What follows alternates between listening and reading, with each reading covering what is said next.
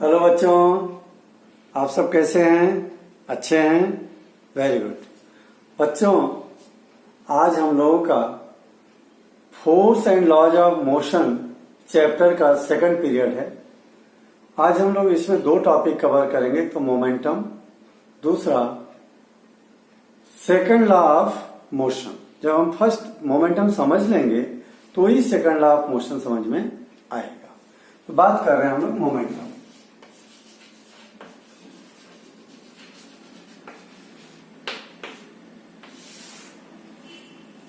Momentum के लिए मास और वेलोसिटी, बॉडी का मास और वेलोसिटी, उनका जो प्रोडक्ट है, उनका जो मल्टीप्लाई करने पर रिजल्ट है, that is known as momentum. यानी the product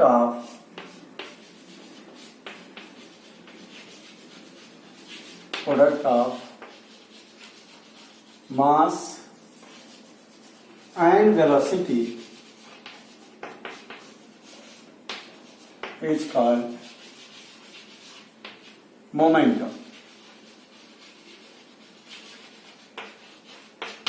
The product of mass and velocity is called momentum. अगर किसी बॉडी का मास सपोज करो m है, यानी momentum it is denoted bye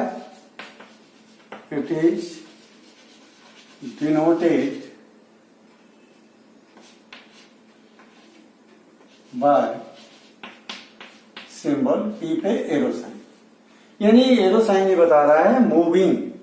momentum हमेशा मूविंग बॉडी का ही होगा।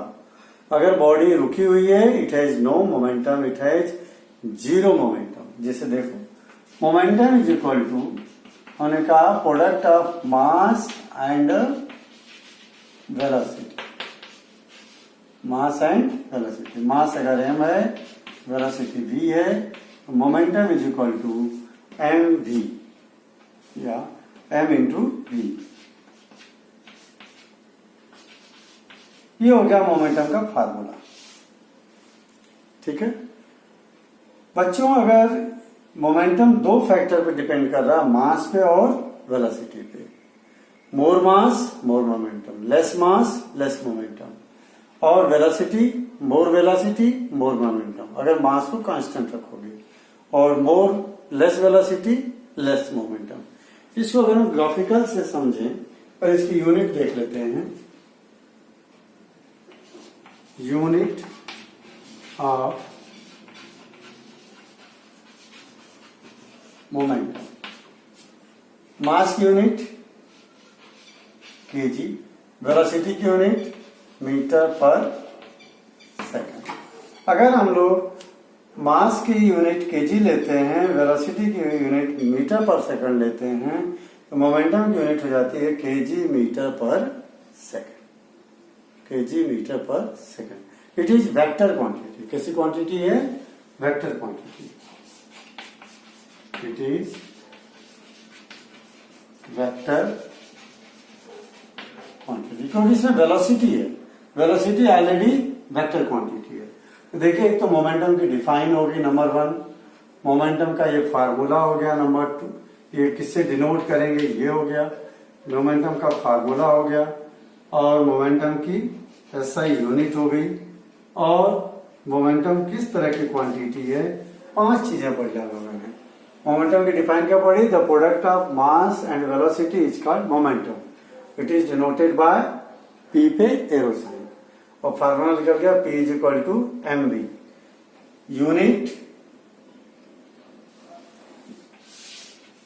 Unit of momentum is equal to kg metre per second. It is vector quantity. अब देखते हैं कि ये किन फैक्टर्स पे डिपेंड करता है। मोमेंटम किन फैक्टर्स पे डिपेंड करता है?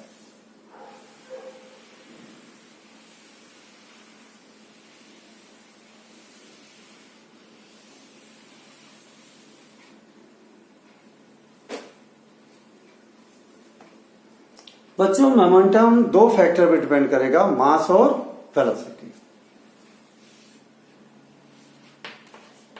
फैक्टर्स अफेक्टिंग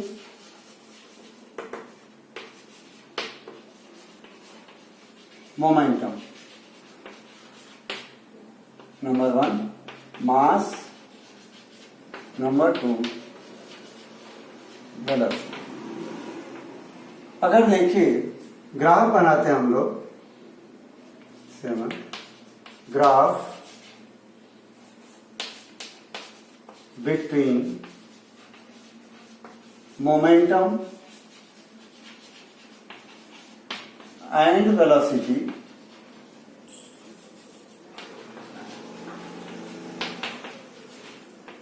मोमेंटम वेलोसिटी में ग्राफ बनाएंगे when mass is constant, mass is constant. Mass जब रुका हुआ है तब की स्थिति में देखें, ये मोमेंटम और ये वेलोसिटी। अगर ये ग्राफ बनाएंगे तो it will find the straight line slope कब, when mass is constant. Number 8 graph between momentum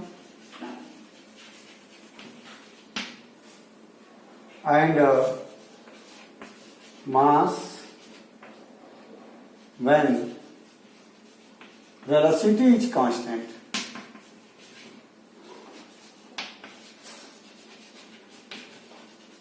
velocity is constant। ये momentum, velocity, mass, mass velocity है कि मास।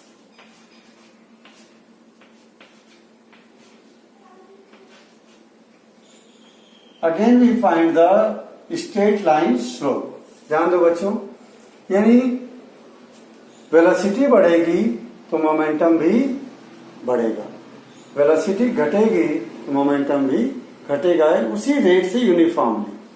अगर यहां पर भी वेलोसिटी कांस्टेंट रखते हैं, मास बढ़ाएंगे तो मोमेंटम भी बढ़ेगा। दोनों एक दूसरे के डायरेक्टली प्रोपोर्शनल हैं, इसलिए जब दो क्वांटिटी डायरेक्टली प्रोपोर्शनल होती हैं तो हमारा जो स्लोप है ग्राफ का ये स्ट्रेट लाइन आता है। ध्यान रखना, ये मैथमेटिकल रूल है। When two physical quantities are directly proportional to each other then the slope will be straight line. यहां बच्चों ध्यान दो, इसमें मोमेंटम में मास और velocity, momentum is directly proportional to mass, more momentum, less mass less momentum. Momentum is also directly proportional to velocity, more velocity more momentum, less velocity less momentum. Okay बच्चों, ये momentum का topic हमारा complete होता है। बच्चों momentum change कब होगा? जब अगर कोई गाड़ी ज्यादा स्पीड से चल रही है तो मोमेंटम ज्यादा है, स्पीड कम कर दिया गया ब्रेक लगा करके या किसी चीज से टकरा गई तब मोमेंटम कम हो जाएगा। ध्यान देना, अगर किसी मूविंग बॉडी का मोमेंटम ज्यादा है, किसी चीज से जब टकराएगी तो ज्यादा डैमेज करेगी। इसी को समझने के लिए हम लोग कैसे ज्यादा डैमेज करेगी, हम second law of motion Newton ने दिया। न्यूटन के सेकंड लॉ ऑफ मोशन से ये बहुत क्लियर हो जाएगा। न्यूटन ने सेकंड लॉ में अपने क्या कहा है,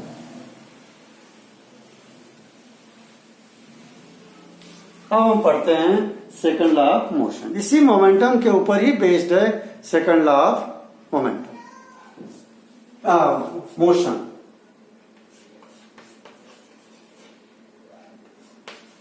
Newton's second law of motion.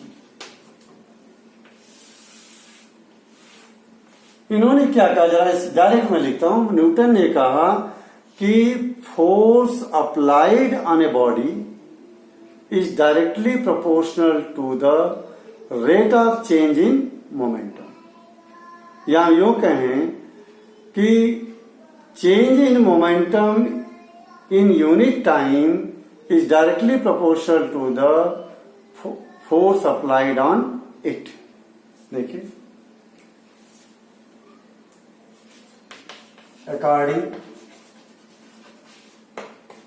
to this law, force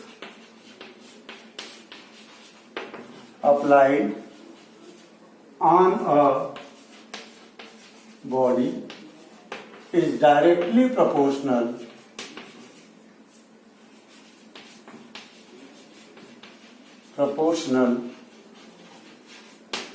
to rate of change in momentum.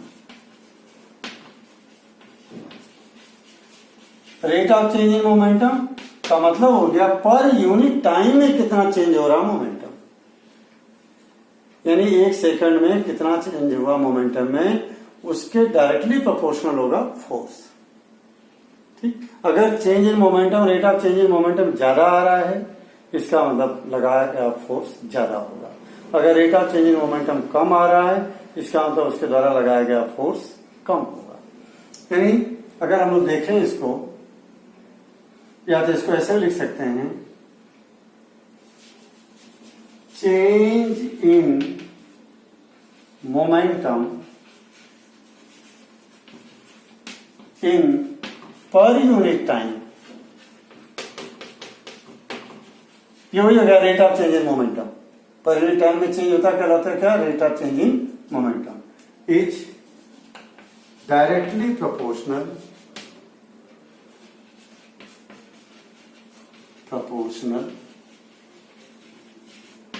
to force applied on it। इसके ऊपर जो लगाया गया फोर्स है, या ये दूसरों के ऊपर फोर्स लगाया है, उसके डायरेक्टली प्रोपोर्शनल होगा कौन, rate of change in momentum. जिससे मान लीजिए let initial momentum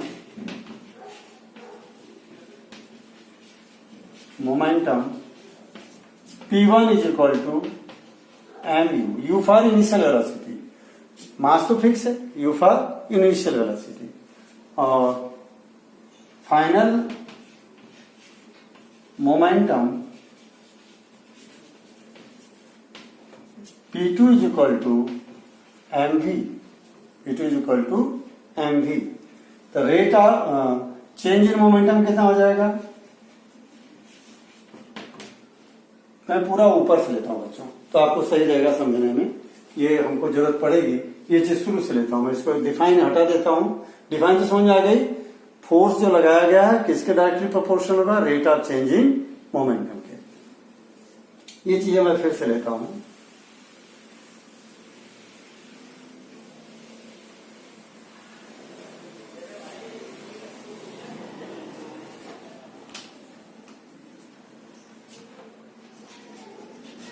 Suppose a body starts moving with initial velocity u, after time t, its final velocity becomes v, and acceleration, देखिए मान लीजिए suppose a body starts moving with initial velocity u, after time t its final velocity becomes v and acceleration a। तो हम देखते हैं सारी चीजें, और इसके लिए एक फार्मूला डिराइव होगा बच्चों, मोस्ट इंपॉर्टेंट है ये फार्मूले का derivation second law of motion से, और बार बार न्यूमेरिकल में आपको इसके फार्मूले का यूज होगा। अब यहां हम लोग लिखते हैं initial momentum mass, suppose a body starts moving, suppose a body of mass m कर दो, ऑफ मास mkg, उसका मास mkg है। Starts moving with initial velocity u, after time t its final velocity becomes v and acceleration a। Initial momentum p1 is equal to, मान लो p1 is equal to mu, final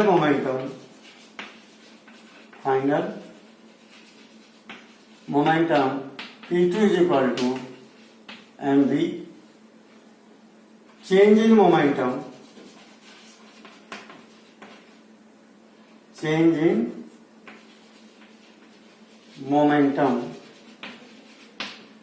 p is equal to mv minus mu। और rate of change in momentum, rate का मतलब क्या, time से divide करना, rate of change in momentum, rate का मतलब हो गया टाइम से डिवाइड करना पड़ेगा, तो हो जाएगा P is equal to m, इसको चाहो तो आप ऐसे ही लिख सकते हैं m ब्रैकेट में v माइनस u, m को कॉमन ले लो, v माइनस u, तो m v minus u upon t। और हम लोगों को पता है बच्चों,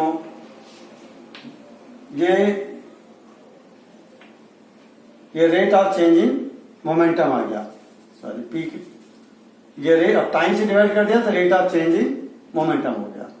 अब ये कैसे हो रहा है,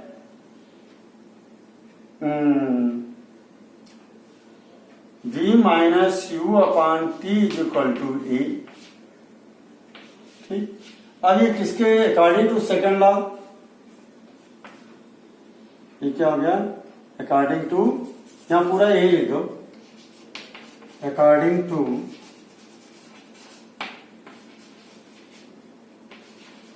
second law of motion. Second law of motion क्या कहता है, force applied on a body is directly proportional, force applied on a body is directly proportional to rate of change in momentum। देखिए, rate of change in momentum होगा m v minus u upon t। ठीक, और second law क्या कहता है, force जो लगाया F directly proportional होगा rate of change in momentum के, और हमको पता है v minus u upon t is equal to a, तो F proportional to m a। देखिए, v minus u upon t की जगह क्या ले लिया, ए, तो हो गया F directly proportional to M A. अब अगर हम आगे हम लोग F is equal to K M A, here K क्या है, here K is constant, its value is 1। अगर इसकी वैल्यू 1 है तो ये फार्मूला हो जाएगा F is equal to 1 ml, F is equal to ml। ये डेरिवेशन हो गया बच्चों, एग्जाम में आता है, इसको समझो, इतना में मैंने कंप्लीट कर दिया। करना क्या इसमें, मान लीजिए कोई एक बॉडी है जिसका मास कितना है mkg, मूविंग हो रही है with initial velocity u and final velocity becomes v after time t और एक्सेलरेशन a। तब इनिशियल मोमेंटम हो जाएगा p1 is equal to mu, final momentum हो जाएगा p2 is equal to mv, और change in momentum p is equal to हो जाएगा mv minus mu, और m कॉमन ले लो, ब्रैकेट में v माइनस u। अब rate of change in momentum के लिए टाइम से डिवाइड करना है, फिर सेकंड लॉ ऑफ मोशन के हिसाब से force applied on a body is directly proportional to rate of change in momentum, directly proportional to M A, क्योंकि v minus you upon T is equal to A. Acceleration का formula आप पहले देख चुके हो मोशन के first equation में, A acceleration A is equal to v minus you upon T. ठीक है, और वहां भी था मोशन के चैप्टर में भी, acceleration is equal to v minus you upon T. ये हो गया F is equal to proportional. Physics में जब भी प्रोपोर्शनल का साइन हटाएंगे बच्चों, इज इक्वल टू का साइन आएगा और एक कांस्टेंट आएगा, फिक्स है।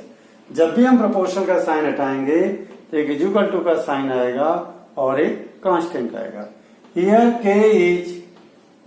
k is constant, its value is 1, इसकी वैल्यू कितनी है 1। So F is equal to 1 m है, F is equal to m। तो सेकंड लॉ के लिए ये भी लिख सकते हो, force applied on a body is directly proportional to directly is product of mass and acceleration. ये भी सेकंड लॉ है, चाहे ये लिखो चाहे जो मैंने लिखा था पहले वो लिखो। ये भी लिख सकते हैं, force applied is product of mass and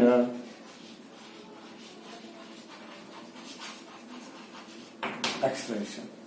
force जो है मास और एक्सेलरेशन, देखिए force applied is product of mass and acceleration. ये जो F किसके बराबर है, मास और एक्सेलरेशन के प्रोडक्ट के बराबर है। ये भी सेकंड लॉ है और ये डेरिवेशन आता है, derive formula F is equal to m है। यह सिंपल आ जाएगा, derive formula for second law, Newton second law of motion. तो भी आप ये पूरा करके देना पड़ेगा, ये 3 मार्क्स में आ सकता है। या ऐसे बोल सकते हैं, what is second law of motion, derive formula for it. देखो बच्चों, इसकी प्रैक्टिस करोगे 2 बार 3 बार, तब जाकर के आपको रेडी होगा। वीडियो को बार बार पीछे कर करके बार बार देखेंगे तब आपको सब बात समझ में आ जाएगी। क्लियर बच्चों? सेकंड लॉ ऑफ मोशन के जो यूज है प्रैक्टिकली वो कहाँ होता है, उसकी बात हम लोग करते हैं। थोड़ी सी इसके पहले एक छोटी सी चीज और समझा दूं मैं कि जो फर्स्ट लॉ ऑफ मोशन है, it is the special case of second law of motion. ये तो क्लियर हो गया आपको?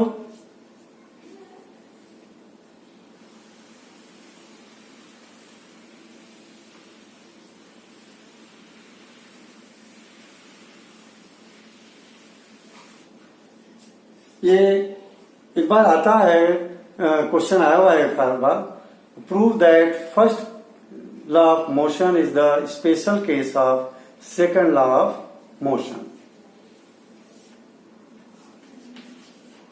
Prove that first law of motion is special case of second law of motion।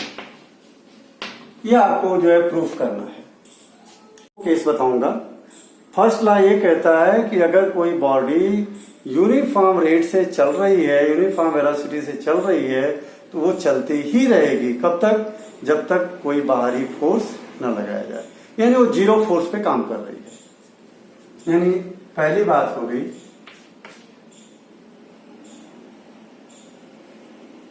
when initial and final velocity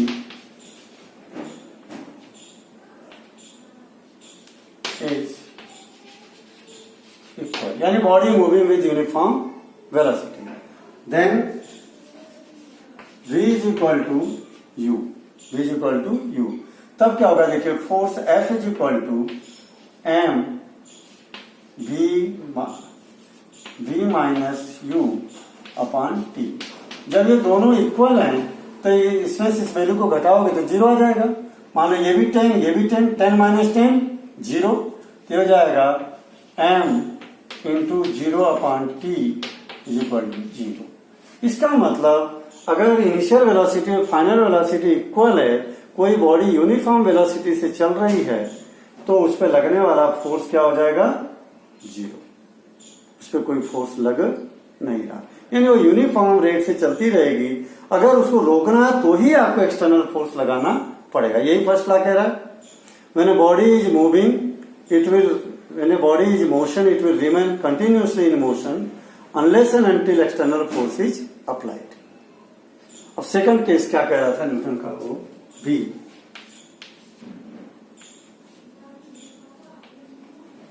if body in rest, then v is equal u is equal to 0 and v is equal to also 0. if body in rest, अगर body rest में है तब क्या होगा, u भी 0 v भी 0, तब force कितना लगेगा 0. तो वही देखिए F is equal to m 0 minus 0 upon t is equal to m into 0 upon t is equal to 0. कुल मिलाकर के बात ये हो रही बच्चों कि अगर जो है कोई बॉडी रेस्ट में है तो रेस्ट में रहेगी जब तक उसके ऊपर 0 फोर्स लग रहा है, जब तक उसके ऊपर 0 फोर्स लग रहा है. अगर ये फोर्स एक्सटर्नल फोर्स कोई लगेगा तभी वो मोशन में आएगी. ये सेकंड लॉ ऑफ मोशन से हमने फर्स्ट लॉ ऑफ मोशन को क्लियर कर दिया. ये उसी से वेरीफाई हुआ, उसी से प्रूफ हुआ. ये इसको भी तैयार करेंगे आप लोग. एक बार फिर से देख लो. दो केस कहते हैं, कोई बॉडी अगर यूनिफॉर्म रेट से चल रही है तो चलती रहेगी जब तक बाहर से कोई फोर्स न लगाया जाए. तो दोनों वैल्यू इक्वल हो गई, इसलिए दोनों का डिफरेंस 0 आ गया और टोटल प्रोडक्ट फोर्स कितना हो गया 0. अगर फोर्स बढ़ाओगे तब वो रुक जाएगी, उसके ऊपर फोर्स एक्सटर्नल लगाओगे तब वो रुक जाएगी.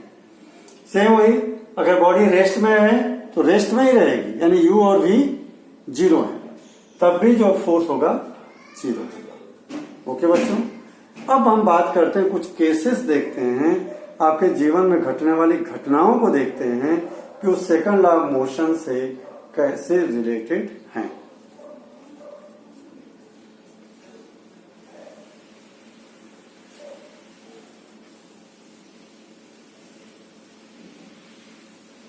पहले जरा फार्मूले को देख करके कुछ कॉन्सेप्ट अपने मन में बिठा लो, ताकि आप एक ही कॉन्सेप्ट बैठ जाएगा तो हर जगह वही कॉन्सेप्ट अप्लाई होगा, कोई नया कॉन्सेप्ट लेके आने की जरूरत नहीं. जैसे देखो हम लिखते हैं F is equal to m v minus you upon T, v minus you upon T. ठीक है, यानी जो टाइम है, टाइम से डिवाइड कर रहे हैं इस वैल्यू को. टाइम नीचे डिनोमिनेटर है, ये सब ऊपर है न्यूमरेटर है. अगर ये टाइम बढ़ता है, टाइम की वैल्यू ज्यादा रहती है, डिनोमिनेटर ज्यादा है, तो ऊपर के डिवाइड करोगे तो आंसर क्या होगा, फोर्स छोटा आ जाएगा. टाइम अगर बढ़ता है तो फोर्स छोटा होगा, टाइम अगर घटता है तो फोर्स ज्यादा होगा. कुल मिलाकर के डिनोमिनेटर बड़ा है तो आंसर छोटा आएगा, डिनोमिनेटर बड़ा है तो आंसर छोटा आएगा, डिनोमिनेटर छोटा है तो आंसर बड़ा आएगा. इसी के ऊपर बेस्ड है सारा. कुछ क्वेश्चन देता हूं मैं, उसका आंसर हम लोग इसी फार्मूले से करेंगे. क्वेश्चन ये कह रहा है बच्चों,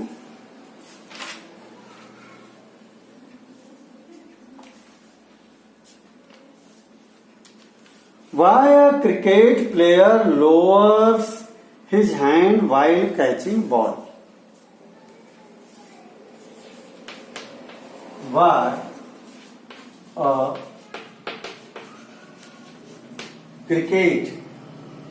a cricket player lowers his hand while catching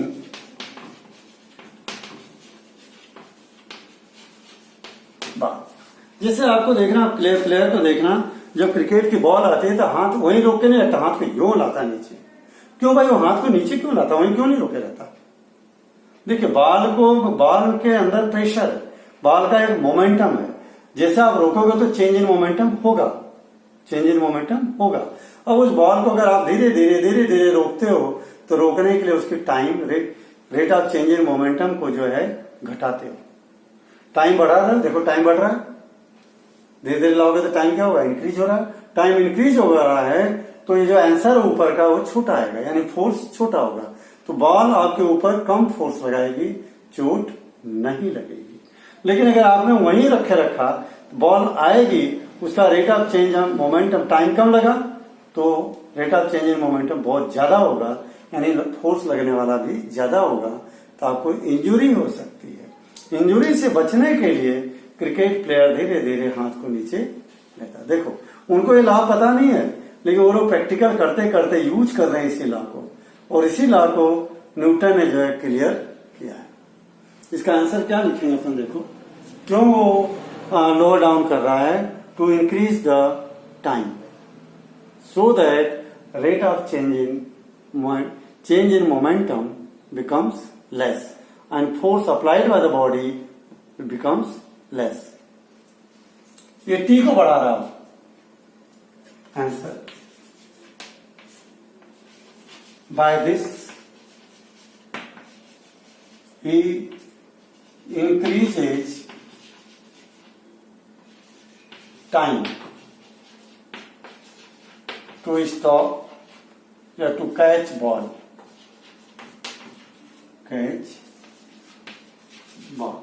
so that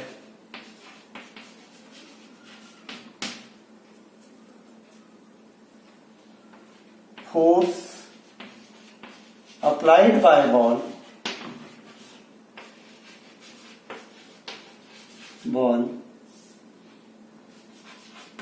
remain less। क्या लिखा मैंने, बाय दिस, इस तरह से क्या करेगा, ही इंक्रीजेस टाइम, क्या बढ़ा रहा है, time, to catch ball, ball को कैच करने में, so that force applied by ball remain less. जो फोर्स बॉल अप्लाई करेंगे हमारे हाथ में वो क्या हो जाएगा, कम हो जाएगा, and it will not injure our hand। हमारे हाथ को जो है ये इंजोर नहीं करेगा, इसलिए वो लोअर डाउन करता है। देखो कितना बड़ा कॉन्सेप्ट छिपा है। ऐसे दूसरा क्वेश्चन लेते हैं, वाई पर्सन फॉलिंग, यहां चाहे तो आप लिख सकते हैं, इसी फार्मूले को लिख देना, एज पर second law of motion F is equal to M V minus M U upon T.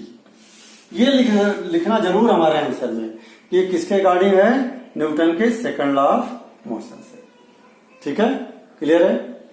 Change in momentum को टाइम से डिवाइड करते हैं, टाइम बढ़ रहा है तो ये फोर्स कम हो रहा है, टाइम घट रहा है तो फोर्स ज्यादा हो रहा है। ठीक है,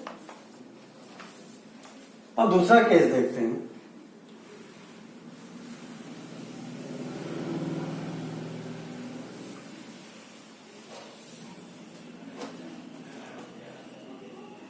Why a person falling on cemented floor get injured while person falling on heap of sand not injured?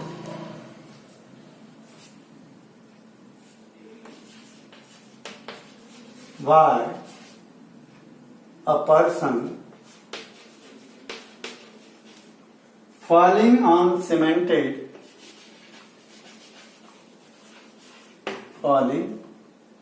इसको मिटा दो, इसका यूज कर लेंगे अपन आंसर में। Falling on cemented floor injured, get injured while person falling on heap of sand not injured।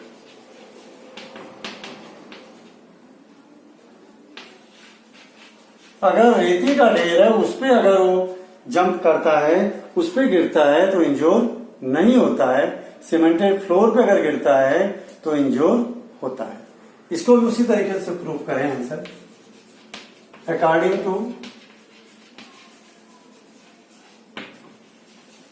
Newton second law F is equal to mv minus you upon T. देखो रेती में क्या होता है, सडन स्टॉप नहीं होता है, तो टाइम क्या लगता है, ज्यादा लगता है, और सीमेंटेड फ्लोर पे टाइम कम लगता है, इसलिए फोर्स ज्यादा लगता है। On falling on cemented road, cemented floor, body stop suddenly and take less time, very less time. So floor apply more force on our body, more force on our body. So we get injured. देख लो, according to Newton's second law F is equal to mv minus u upon t, on falling on cemented floor, body stop, इसका t है इधर, body stop suddenly, body क्या होती है, रुक जाती है अचानक, and take less time, so floor apply more force on our body, so we get injured. जबकि सैंड पे गिरेंगे तो अचानक नहीं रुकेंगे, उसको रुकने में सैंड नीचे दबती जाएगी, उसके बीच में गैप है, गैप तो दबती जाएगी तो टाइम ज्यादा लेगा। ठीक, on sand body take more time to stop. So sand apply less force. Sand जो बॉडी पे अप्लाई करेगी बहुत कम फोर्स अप्लाई करेगी, so person does not get injured. So person does not get injured, इसलिए पर्सन जो है injured नहीं होता। देखो रेती पे गिरेगा तो टाइम बढ़ जाएगा ज्यादा, क्योंकि थोड़ा धसती जाएगी रेती, तो रुकेगा नहीं अचानक, टाइम बढ़ेगा तो फोर्स घटेगा, रेती जो फोर्स लगा रही है बॉडी पे वो कम लगेगा तो चोट नहीं लगेगी। सीमेंटेड फ्लोर पे ये जो टी देख रहे हो आप, टी क्या होगा, बहुत कम होगा, आते से बॉडी रुक जाएगी तो जो सीमेंटेड फ्लोर फोर्स लगाएगा वो क्या होगा, ज्यादा होगा, जिससे बॉडी इंज्योर हो जाएगी। यानी rate of change in momentum बहुत ज्यादा आएगा यहाँ सीमेंटेड फ्लोर पे, और सैंड पे rate of change in momentum बहुत कम आएगा। ये रीजन। एक तीसरा केस और देखते हैं बच्चों।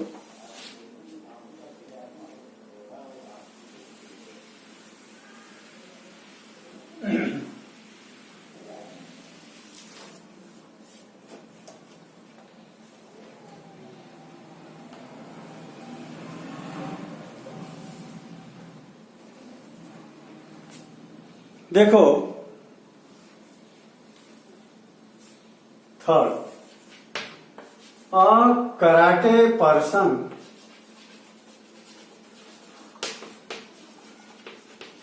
person breaks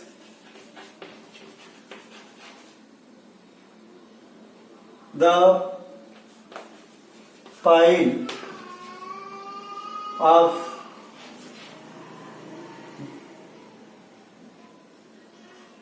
piles of tiles और ब्रिक,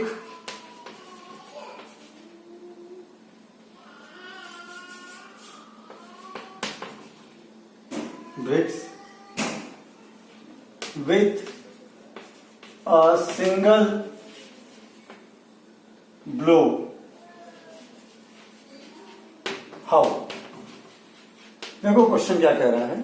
कराटे पर्सन जो होता है, अगर टाइल्स एक के ऊपर एक पाइल्स बने अरेंज करा, कई सारी टाइल्स लगा दें तो एक ही झटके से तोड़ देता खट से, ठीक।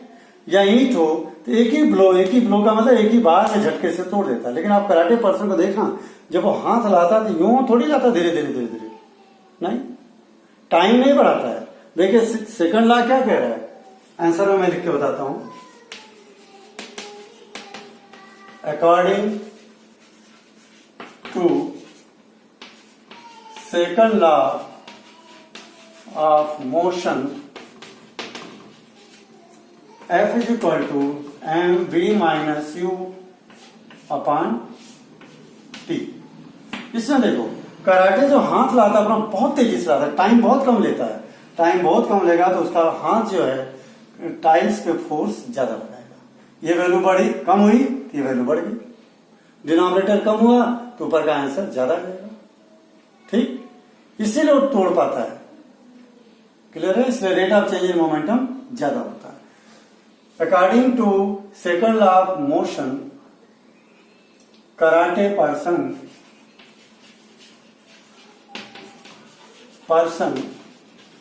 blow his hand very fast. So time is very less, therefore it offers very large, time is very less, therefore it offers very large force on tiles oblique bricks। देखिए, according to second law of motion, F is equal to mv minus u upon t, karate person blow his hand very fast, so time is very less, therefore it offers very large force on tiles and bricks, so it breaks। So piles of tiles oblique bricks break, इसलिए वो टूट जाती है। समझ रहे हैं?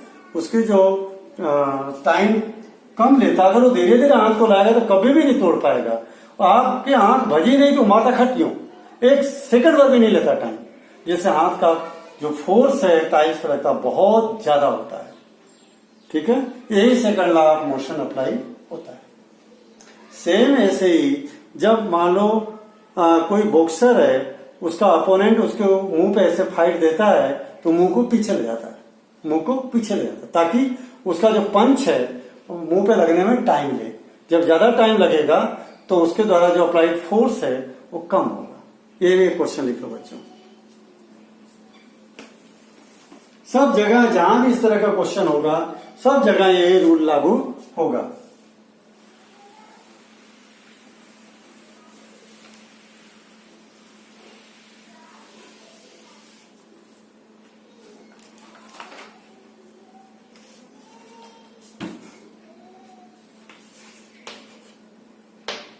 A boxer moves his hand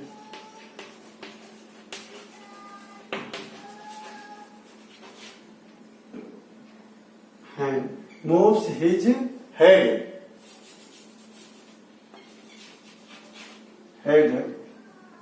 backward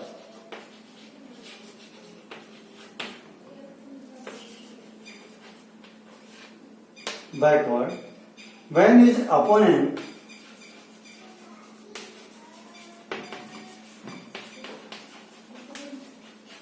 opponent blows a punch,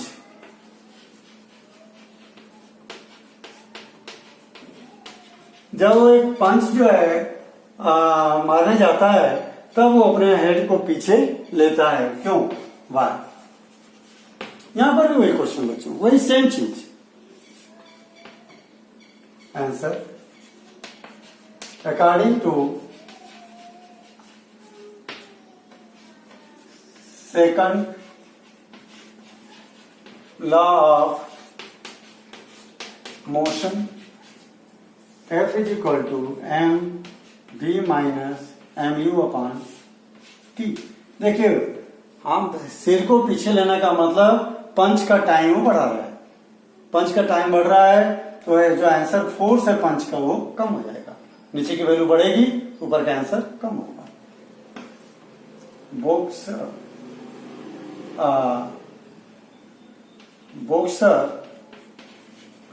increases of punch by taking his head backward। देखिए boxer क्या कर रहा है, boxer increases time of punch, punch का जो टाइम है उसको बढ़ा रहा है, by taking his hand backward, अपने हेड को पीछे लेकर के। इससे क्या होगा, so less force is applied on his face, so less force is applied on his face, उसके फेस पे कम फोर्स लगेगा। यही आपको ये जरूर लिखना सेकंड लॉ ऑफ मोशन को, ठीक है। हर आंसर में ऐसे एक आधी और उदाहरण देख लीजिए, कोई ट्रेन खड़ी है, एक चलती हुई ट्रेन आई है, अगर वो खड़ी ट्रेन से टकराती है तो ज्यादा डैमेज होता है, क्योंकि वहां टाइम बहुत कम लगा, टकराने में टाइम कम लगा, तो जो फोर्स लगाएगी खड़ी वाली ट्रेन उसके ऊपर ज्यादा लगाएगी, जिससे डैमेज ज्यादा होगा, ठीक है। कम लगाएगा टाइम तो फोर्स ज्यादा लगेगा। ओके बच्चों, ये आपका एक टॉपिक खत्म होता है, अब हमारा एक लास्ट टॉपिक होगा कल। ओके बच्चों, have a good day. Video को 2 बार 3 बार देखें और नोट्स बनाएं।